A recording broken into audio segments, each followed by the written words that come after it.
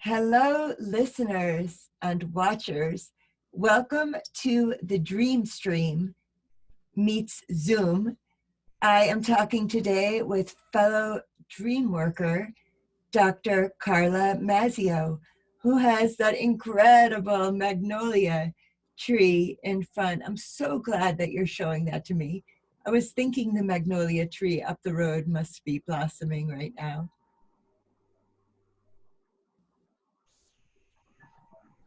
How are you? Good, thank you. Good. You want to share your dream? I thought there was a lot of interesting material in that. Well, yes, there's a lot of dreams and dream material constantly. Yes, you're a profusive dreamer, a prolific or profusive, either way. I'm looking more at a unification Yes. Yes. of, so the last dream I told you about the blue bells and pins, so pins and balls and pins. Okay. Unification, to me, it reminds me of the snake dream, of the double-headed snake, one pink, one blue, unification of Democrats and Republicans for one cause. Right. That's interesting. Will you tell the dream about the light blue dresses? And then we can, would you rather tell the dream about the snake? Or about my mom. Or about your mom? Dreamer's choice, as Jeremy used to say. I don't know. There's so many every day. There's new dreams. Can you say that again? I didn't hear you. Every day there's so many new dreams. Yes. So, well, you can choose. So tell me about your dream. You know, my dreams are seldom because my medicine is medical marijuana, and I find the THC leads me to forget my dreams. But I realize I'm dreaming. Throughout the night. I think I've had a lot of dreams about gatherings of people. You know, I think I must be lonely, but there's always like a gathering of people, and they seem to always take place in familiar places, like in my dreamscape. It's always a shore house on the sands, which is an interesting metaphor. That I would like to explore that maybe. A house was built on the sands, which is, I think that's a proverb, you know, about like, don't build your house on sand. So, yeah, look at that gorgeous tree. Ooh, the wind. So tell me your dream, miss. Oh, I know you sent me, the thing is, you have funny editing. What do I have? Funny editing sometimes. Very selective editing. Okay. So, tell me your last dream that you sent me about Lisa and two sons. Well, I have to look because, of course, I record all my dreams. Oh, you just sent me that. You reminded me about the two sons. Oh yeah, right.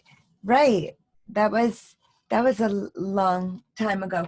I have to get my phone. It's charging. Okay, my computer battery's about to die. Oh no, but we're making a podcast. Oh, whoops. This happens all the time. Go plug it in. I'm outside. Well, do you have any like electrical access from outside? So what about the two sons, Miss Yiskah? What about the two sons? Well, that was a long time ago, that dream, right? Okay. Yes, and also with the water and but right, yes. So unification. You know, on my birthday, I had a dream that I thought was really interesting. I had two stud diamond earrings, and I have this thing where sometimes, and I blame the MS, sometimes I find I sort of throw whatever I'm holding inadvertently. mistakenly, and I had these diamond studs, and I threw them onto a very plush, like a beige shag rug, and then I had to find them, and the first one I found because it glittered in the sunshine like a prism, and then the second one I also found for in that same way. And I thought that was an interesting dream because I believe our birthday dreams have a lot to teach us for the coming year. So I'd love to work on that one with you. Okay, good. Do you want to lead it, or should I just Jump in. jump in? So when I was maybe 15, my grandparents, my paternal grandparents, Nana Betty and Papa Julian, gave me diamond stud earrings, and they were always really so pretty. But I mean, so in my younger years, if I ever had like a fancy occasion to go to, I wore my diamond stud earrings. And but I haven't, worn them or thought of them in many years.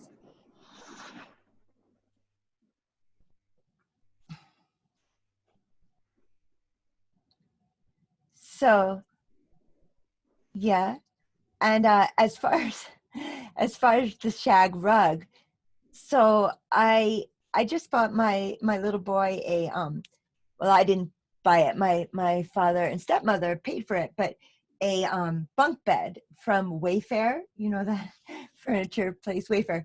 But I watch a lot of links on YouTube, and I always see commercials for like a shag rug, different shag pile height, at Wayfair.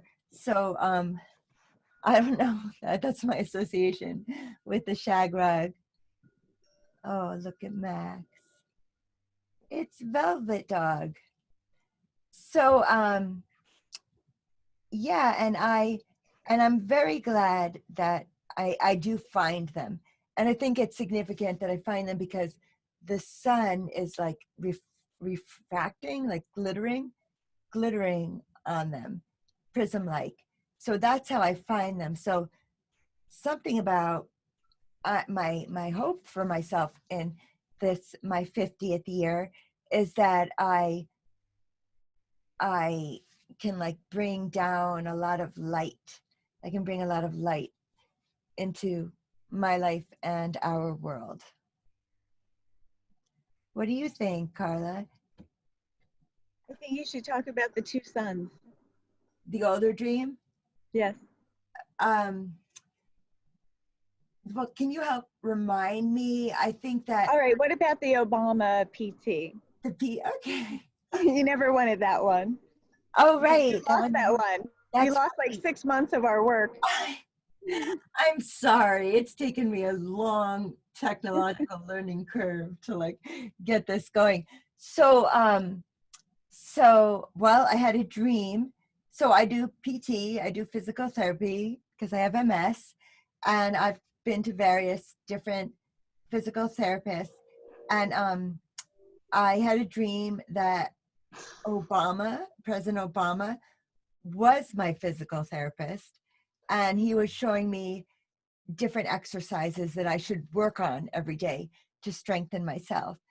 And the association that brings me to is I've had many dreams. We talked about all our political dreams, Carla. I've had many dreams about Obama, but in like more memorable ones, I mean, not many, maybe three, in a more memorable one, my hand is around his back. Like I really feel the muscles in his back.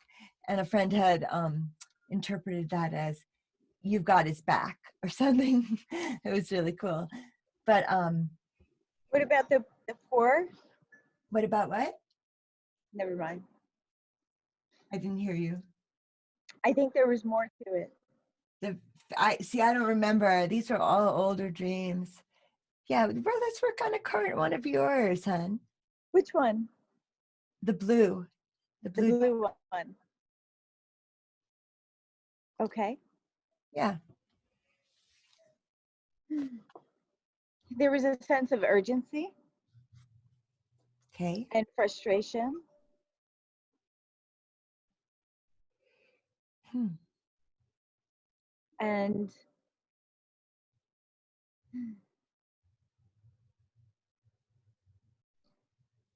we were given gifts of bags.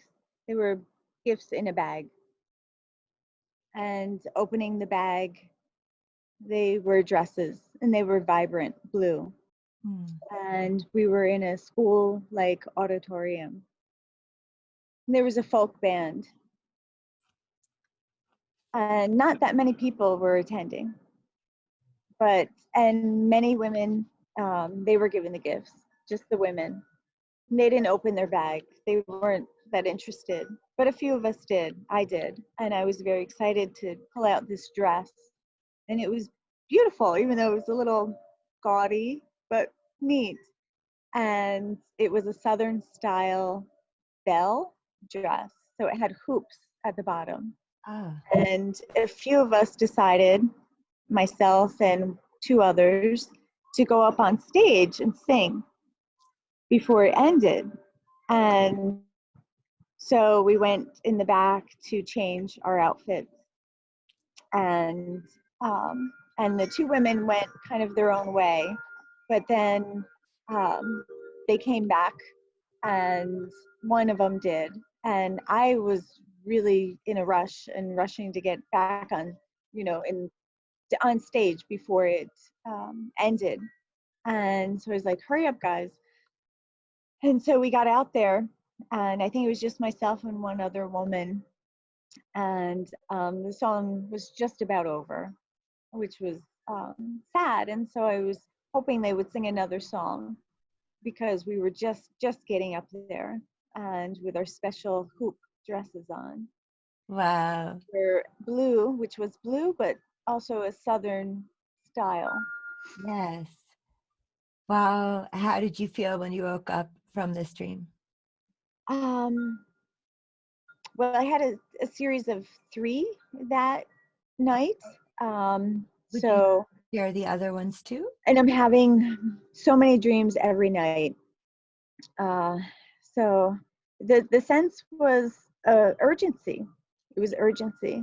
Yes. And then the next dream had to do with having to go at a train station, and I had to go to New York City. Hmm.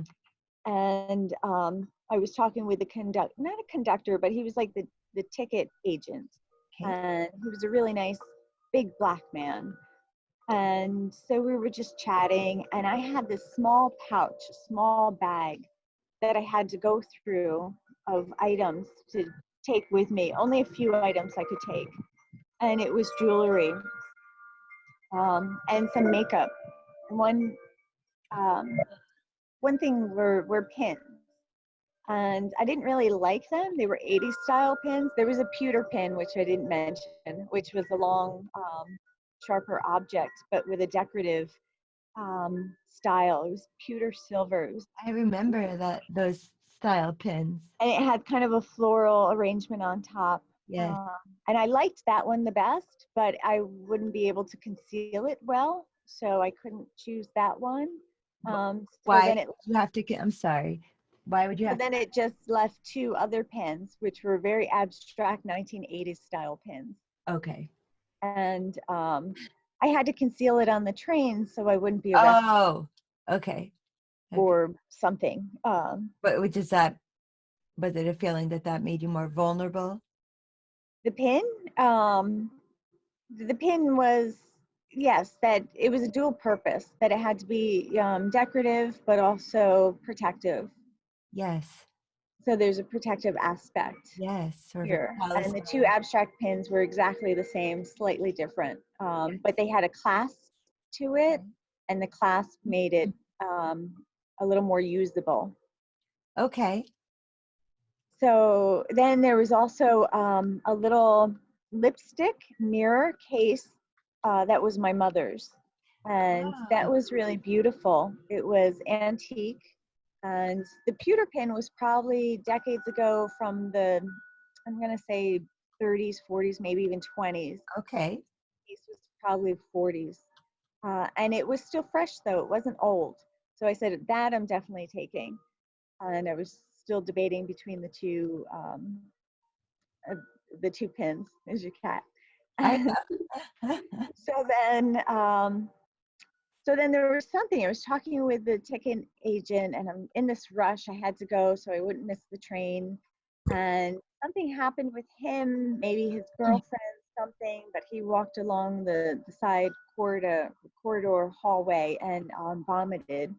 And then a young boy came into the area. So he came onto the stage. I just call it stage, dream stage. yeah. And then the dream shifted to being in a theater / bowling alley. And it was a bit of a, well, I had a team. I was on a team. Okay. And it was really a nice team. But they were dropping all the balls. They were dropping the balls sorely and gutter balls. And I'm like, come on, guys. And so then, so I needed the right ball because I felt I really had a strike on me. I had a strike, or at least a spare. I had a good shot in me. Okay. And I just needed the right ball. And I was trying the different balls that were there. One was too light, it was like for kids, and one was for a man's hand, the holes were too big. And so I was searching around, and then a little frustrated because people were, it turned into like a bar scene. And it was nice to see everyone. It was like a high school reunion, and that was sweet and fun and festive. But there was other urgent matters kind of to attend to, in a sense, of the game at hand. And so I was looking for the right bowling ball. And you said 3 dreams? Make 3? Oh, I lost you, Carla. Are you gone now? I think her computer must have lost charge. We'll come back to this perhaps. Okay.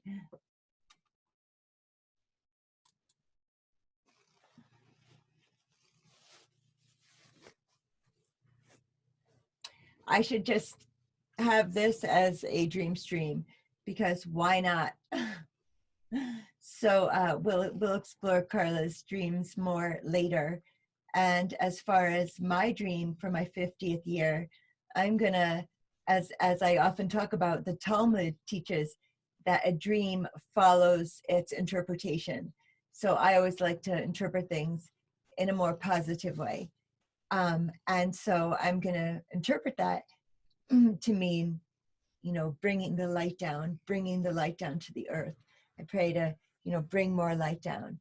So, and I also wanted to share a poem, so I will. So this poem is called The Old Women in My Family, and it's really a Passover poem.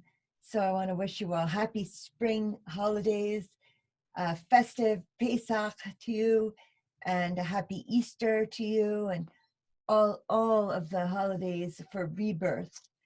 It's called The Old Women in My Family by Yiskah Koock. One is waving her arms in the woods wildly, yelling and dancing as a dervish. At last, she knows the freedom, the smell and sweetness of the desert, the miracle of the parting sea, the crossing, a readying before receiving the revelation. The other joins me at the garden fence. Looking up, she exclaims, there are turkey vultures overhead, with bent shoulders and narrowed eyes, but it is I who have dreamed them as hawks, spreading their spotted wings, as if in a parody they single me out, flying low and smiling, waving from their very wingtips, then disappearing in the deep sky.